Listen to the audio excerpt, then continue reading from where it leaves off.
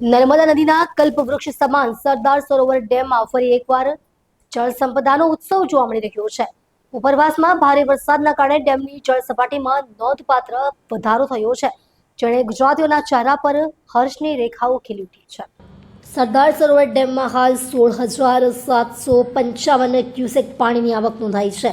Dam 126.79 મીટરની સપાટી સાથે 57% ભરાયેલો છે. આ સાથે ડેમમાં કુલ 3,324 MCM લાઈવ પાણીનો જથ્થો ઉપલબ્ધ થયો છે, જે રાજ્ય માટે રાહતના સમાચાર સમાન છે. ડેમના CHPH પાવર હાઉસના 3 યુનિટ કાર્યરત કરવામાં આવ્યા છે, જેનાથી રાજ્યને વધુ વીજળી મળી રહી છે. આ ઉપરાંત મધ્યપ્રદેશના ઓમકારેશ્વર અને ઇન્દિરા સાગર ડેમના પાવર હાઉસ પણ શરૂ કરાયા છે, જે આ સમગ્ર પ્રદેશ માટે ઉર્જાનો નવો સ્ત્રોત બનશે. સિંચાઈના પાણીની જરૂરિયાતોને ધ્યાનમાં રાખી નર્મદા મેઇન કેનાલમાં 16,000 ક્યુસેક પાણી છોડાયું છે. આ પાણી રાજ્યના લાખો ખેડૂતોની ખેતી માટે વરદાન સમાન છે.